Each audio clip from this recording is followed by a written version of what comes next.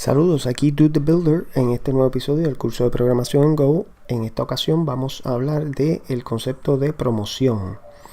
Cuando nosotros hablamos de los structs y específicamente mencionamos la funcionalidad de embedding, o sea, de insertar un struct dentro de otro struct, pues mencionamos que los campos del struct que estamos insertando de forma anónima dentro de otro struct, pues son visibles desde el struct principal y lo podemos acceder directamente sin tener que utilizar la cadena completa de los diferentes structs que están insertados uno dentro de otro.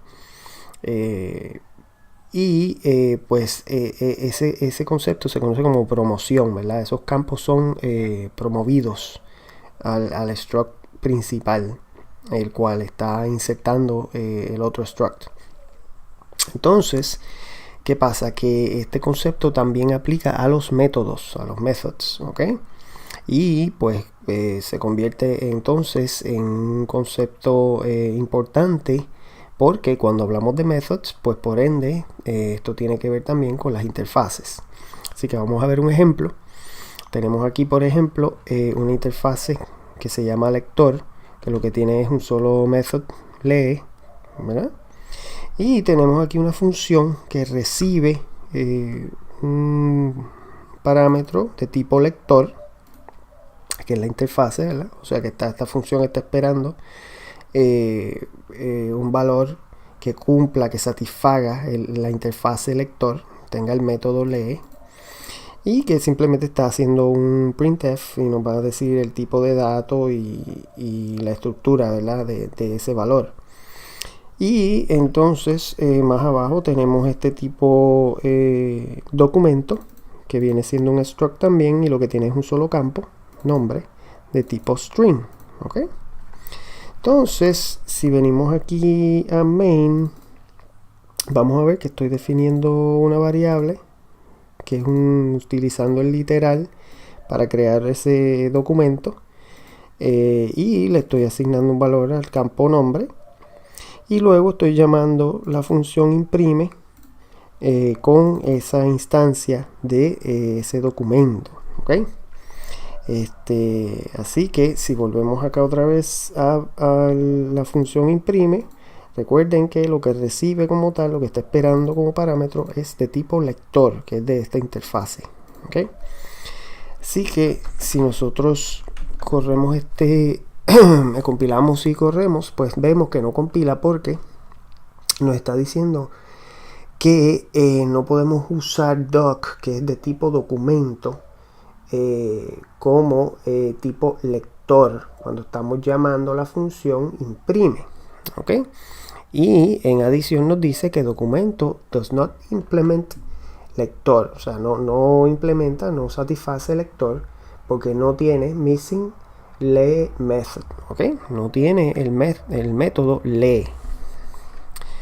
Así que en este caso, pues nosotros le podemos añadir a este tipo de dato documento el método lee, o podemos utilizar la funcionalidad de promoción para añadirle el método lee de otro tipo de dato que ya lo tiene. Y aquí tenemos ese otro tipo de dato. Yo tengo aquí otro tipo de dato que se llama archivo, de tipo struct también. Tiene un campo nombre string también.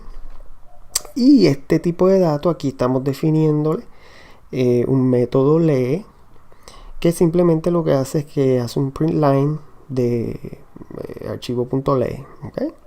Entonces, ¿qué pasa? Si acá en el tipo de dato documento yo inserto el tipo de dato archivo como un campo anónimo, ¿verdad? Utilizando el embedding que nosotros vimos anteriormente, pues vamos a ver qué pasa.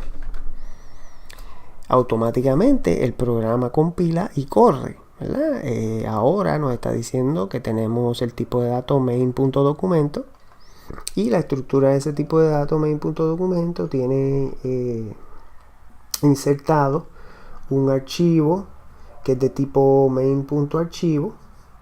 El nombre está en blanco porque cuando nosotros definimos el documento, pues no definimos ese campo archivo, y él simplemente lo que hace es que crea una instancia de archivo con su valor 0. Y una instancia de archivo con su valor 0 es una instancia de ese struct con todos sus campos también con su valor 0. Y nombre es un string y su valor 0 es un string vacío. Y el otro campo de documento que viene siendo nombre, y pues a ese sí le asignamos el valor, el doc. ¿Okay? Así que ya la función imprime está trabajando con el tipo de dato documento como si documento tuviera el método lee, cuando en realidad es el tipo de dato archivo el que tiene el método lee, pero con la funcionalidad de la promoción, el embedding anónimo de aquí de archivo, y su método lee es promovido a nivel de documento. Pues entonces eso quiere decir que ahora documento sí cumple, así satisface la interfase lector. Si se fijan, documento tiene un campo nombre de tipo string, y archivo también tiene un campo nombre de tipo string, lo cual quiere decir que si yo por ejemplo hago un print line de doc.nombre,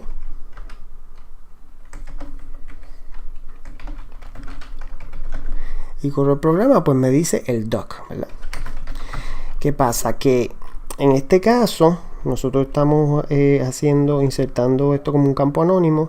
Se supone que el campo nombre de archivo es promovido a nivel de documento, pero hay un conflicto, ¿verdad? Porque documento ya tiene un campo que se llama nombre. Así que en esta situación, ese campo, el que está a nivel de documento, que es el struct principal, solapa, ¿verdad? O cubre ese espacio y no permite que este campo del struct que estamos insertando de manera anónima, ¿verdad? Archivo, pues utilice ese mismo nombre.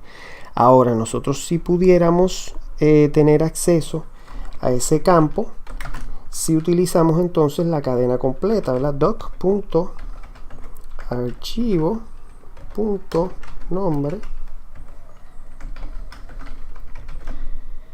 y ahora sí funciona, ¿verdad? O sea, funciona el programa. No vemos nada porque no definimos. Vamos a definirle un nombre, ¿verdad? Vamos a definir aquí el campo archivo, que va a ser un struct.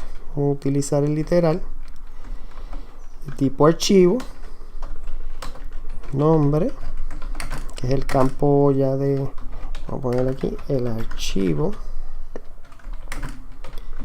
Cerramos aquí, ponemos la coma porque esto viene siendo el campo dentro del literal de documento, y el nombre aquí. Ahora vamos a guardar esos cambios y corremos el programa, y tenemos los dos campos, ¿verdad? El campo nombre a nivel de doc y el campo nombre a nivel de archivo. ¿Ok? Así que ahí vemos cómo podemos resolver cuando hay un conflicto, ¿verdad? Entre dos campos. Lo mismo pasaría, vamos a venir aquí, copiamos esto, vamos entonces a cambiar esto aquí para que sea documento,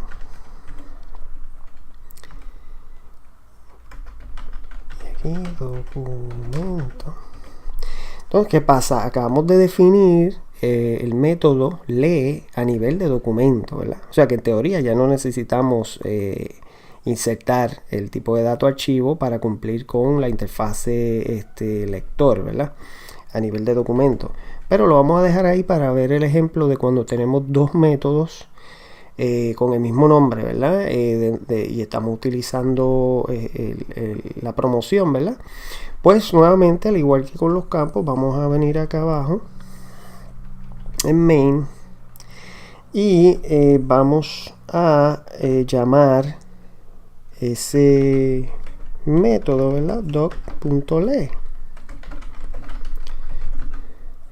y que tenemos que nos dice documento.lee en el output, ¿verdad? Lo tenemos aquí. O sea que está llamando el método que está definido a nivel del tipo de datos documento. El método que está a nivel del tipo de datos archivo, que se supone que sea promovido, no lo está haciendo. ¿Por qué? Porque tiene el mismo nombre, hay un conflicto, así que el método que va a ganar esa competencia, ese conflicto, pues es el que está más arriba, ¿verdad? Y en ese caso es el que está definido a nivel de documento.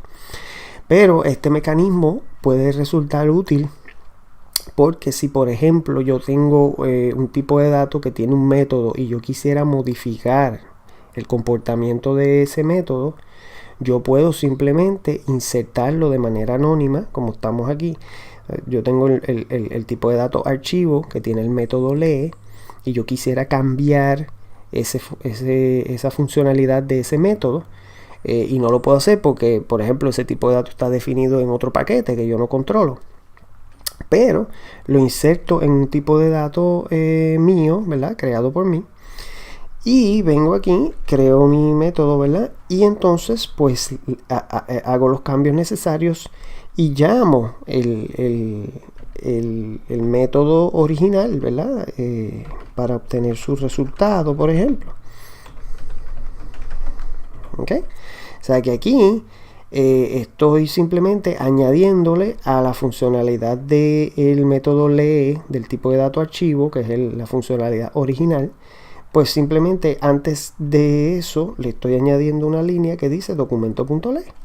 ¿Okay? O sea que básicamente es como si le estuviera añadiendo funcionalidad a este método que ya existe. Vamos a ver, ¿verdad? Ese cambio y efectivamente pues ahora tenemos que está imprimiendo las dos líneas, ¿verdad? La que está definida a nivel del método lee de documento y la que está definida a nivel del método lee de archivo. O sea que ahí, aunque exista un conflicto, pues podemos todavía tener acceso a la funcionalidad de ese método lee, ¿verdad? Utilizando la cadena completa, ¿verdad? De las estructuras que están insertadas una dentro de otra. Y esto pues nos da muchísima flexibilidad. Entonces, pues ahí tenemos el ejemplo. En el caso también de las interfaces como tal, vamos aquí, vamos a decir que tenemos otra interfase, escritor, interface, que tiene un método escribe. ¿Okay? Entonces quisiéramos tener una tercera interfase que es lector, escritor, interface, y queremos que tenga la funcionalidad de los otros dos. Pues pudiéramos, ¿verdad?, tener aquí el método lee y el método escribe, ¿verdad? Y entonces pues para satisfacer esta interfase pues básicamente necesitamos un tipo de dato que satisfaga estas otras dos interfaces, ¿verdad?